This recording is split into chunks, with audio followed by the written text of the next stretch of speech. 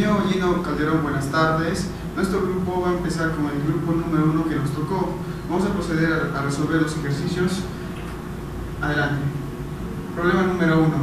En el problema número 1 nos dan los datos del índice de vacíos, que es igual a 0,94, el grado de saturación de 35% y la gravedad específica de 2,71%. Y nos pide hallar dos cosas: A, el contenido de humedad, y B, el peso específico en kilonewton sobre metro cúbico. Procedemos a hallar, pero antes tenemos que hacer la gráfica de relación volumen-peso antes de proceder a resolver, y por lo tanto hacemos el diagrama de fases del suelo, que es fase sólida, líquida y gaseosa, indicando los pesos: el peso sólido, el peso líquido, que es W, como lo indicamos acá, ¿no? Los nombres. Y bueno, el peso de A, que es peso de aire, que es igual a 0, si quieres lo veamos, o si no lo dejamos ahí, igual no altera nada. Y la suma de todos esos es el peso total, que se simboliza por WM. En el otro lado están los volúmenes, que es el volumen S, volumen del sólido, volumen W, que es volumen del líquido, volumen A, que es el volumen del aire o gaseoso, ¿no? Y considerando que el volumen del aire más volumen del líquido es igual a volumen de vacíos, VV. Y el total de volúmenes sumados nos da el volumen M, ¿no? Una vez ya graficado, procedemos a hallar el primero que nos piden, que es el contenido de humedad. Sabemos que el contenido de humedad por fórmula es el peso del líquido sobre el peso del sólido por 100. Ahora, hay que considerar que tenemos índice de vacíos, gravedad específica y grado de saturación, y nos pide hallar el contenido de humedad. Esos tres datos más lo que nos piden se relacionan a una fórmula que es igual a grado de saturación por índice de vacíos igual a contenido de humedad por gravedad específica. Entonces solamente reemplazamos los datos. Como sabemos que los datos de gravedad, grado de saturación, índice de vacíos y gravedad específica no tienen unidades, no nos preocupamos por ello. Entonces solamente nos dedicamos a reemplazar grado de saturación del 5%, índice de vacío 0,94 y gravedad específica 2,71. Hallando esto nos da un contenido de humedad de 12,14%. Ahora pasamos al siguiente, que es el B, lo que nos pide el peso específico, que lo paso a mi compañero. El específico incluyendo el metro cúbico. Por fórmula sabemos que el peso específico va a ser igual al peso de la muestra sobre el volumen de la muestra. Pero por fórmula sabemos que el peso específico va a ser igual a la gravedad específica más la saturación por el índice de vacíos, todo dividido entre 1 más el índice de vacíos y multiplicado por el peso específico del agua. Como nos pide ayer en kilómetros sobre metro cúbico, el peso específico del agua va a ser igual a 9,81 kilómetros sobre metro cúbico. Reemplazando los datos, tenemos que el peso específico va a ser igual a 2,71 más 0,35 por 0,94 dividido entre 1 más 0,94 multiplicado todo por 9,81. Y obtenemos que el peso específico natural o peso específico húmedo de la muestra va a ser igual a 15,37 kilómetros sobre metro cúbico. Ingeniero, buenas tardes. Vamos a ver el segundo ejercicio y vamos a ver el enunciado. El enunciado: se construyó una presa con suelo arcilloso con un contenido de humedad del 12%. Justo después de la construcción, se encontró que el grado de saturación del suelo era del 55%.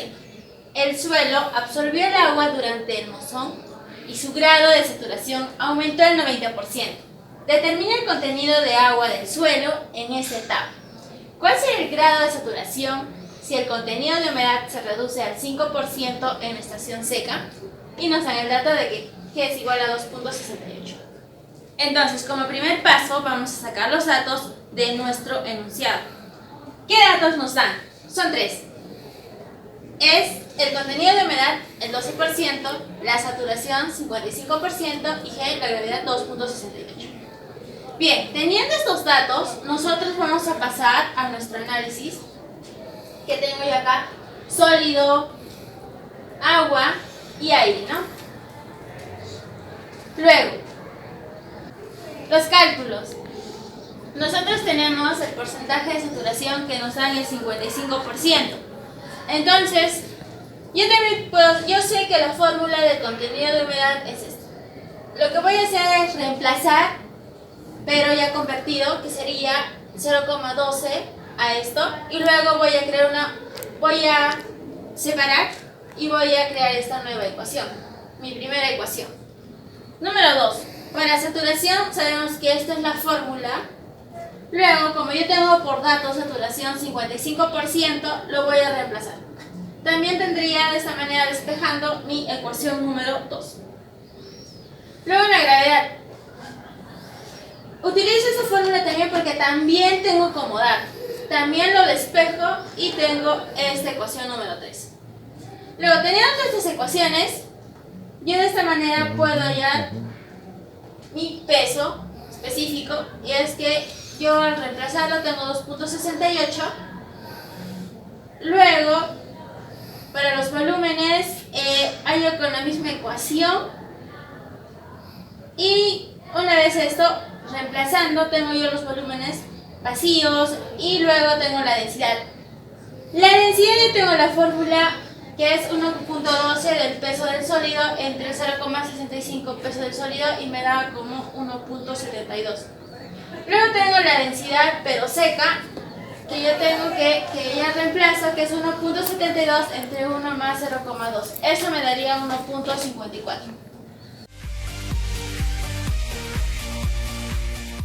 Continuando con la exposición, vamos a continuar y explicando el grado de saturación al 90%. Por eso vamos a utilizar la fórmula previamente establecida, en la cual se ubica una relación con el fin de hallar la gravedad específica. Esta nos da un valor constante de 2,68, el cual nuevamente lo vamos a reemplazar para hallar el peso específico de los sólidos, que sería 2,68 kN sobre metro cúbico. Así vamos a hallar otra relación en donde se identifica el peso del sólido sobre el volumen del sólido, el cual nos da también 2,68. Establecemos la siguiente relación del peso del sólido, que es igual a 2,68 veces el volumen del sólido. Con esta relación que tuvimos anteriormente, vamos a proceder a reemplazarla con la que tenemos aquí. Posteriormente vamos a ir resolviéndola con el fin que vamos a hallar un contenido de humedad del 19,6%. El siguiente ítem que vamos a resolver es la humedad al 5%, en donde tenemos la fórmula que es igual al peso del agua sobre el volumen del agua por 100, en el cual vamos a establecer una relación entre el volumen del agua y el peso del agua. Con el fin, recuerden que teníamos anteriormente este dato, que era el peso de los sólidos como 2,68. Estos datos ya lo habíamos obtenido anteriormente en nuestros cálculos anteriores, así que simplemente vamos a proceder a reemplazarlos en el grado de saturación, que sería el volumen del agua sobre el volumen de los vacíos por 100. Esto nos va a dar la siguiente ecuación, la cual es muy sencilla, y obtendremos finalmente que la saturación es igual al 22,9%.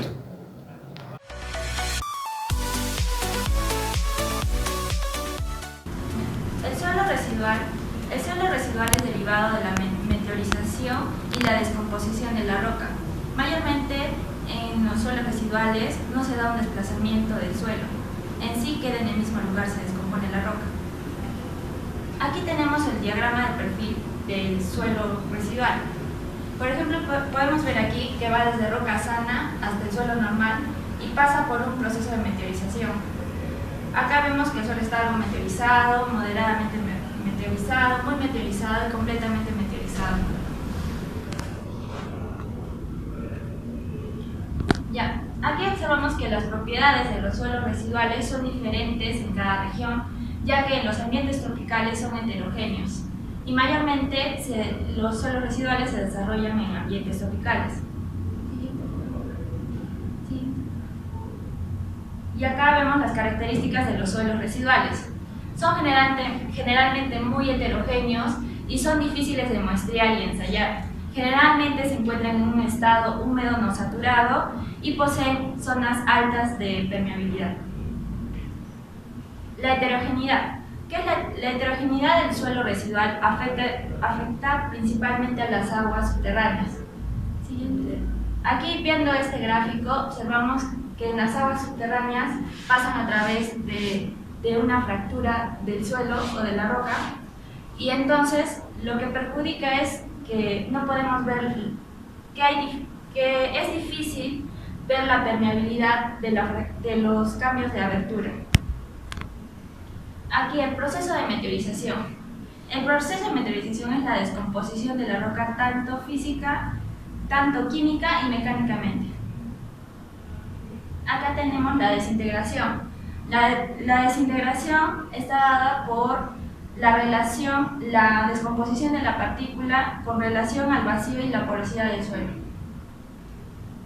La descomposición. En esta etapa se da el incremento de suelo y arcilla. La hidratación. Aquí se da la absorción y incorporación del agua. Y la hidrólisis, aquí es cuando una sustancia reacciona químicamente con el agua, en el cual origina elementos arcillosos.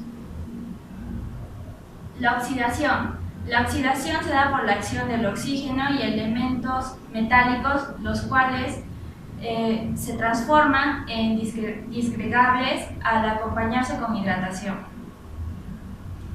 Y el perfil del suelo.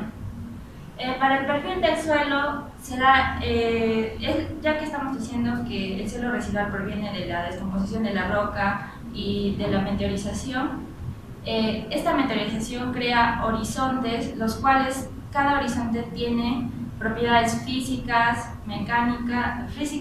químicas y mecánicas diferentes en cada horizonte. En el horizonte tenemos varios horizontes, como dije anteriormente, el horizonte O, A, B y C. En el horizonte O está materia orgánica sin alterar y parcialmente alterada.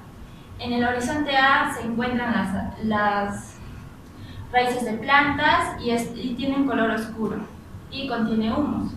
En el horizonte B es un color un poco más claro, pobre en humus y tiene pocas raíces. Y en el horizonte C se encuentran fragmentos de rocas y debajo se encuentra un sustrato rocoso.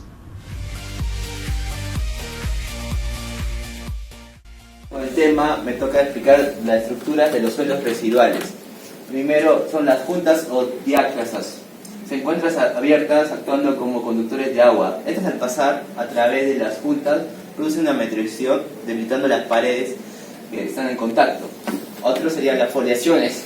Este fenómeno produce superficies débiles muy similares a las diáclasas, pero son menos separadas. Otra es la estratificación, fenómeno que genera perfiles débiles en el terreno debido al cambio de material. También existen las fallas, que producen zonas de debilidad a lado, y en el caso de fallas de gran magnitud, de varios centenares de metros en dirección normal a estas. Hay otras que son la caracterización del perfil de un suelo residuales. Primero son las rocas ígneas, que se producen cuando el magma se enfría en la corteza terrestre. Luego vienen a ser las rocas metamórficas, que se producen a través del cambio de temperatura y impresión que sufre una roca. Y la tercera es las rocas sedimentarias. Estas son areniscas que se meteorizan a arenas, limas y arcillas.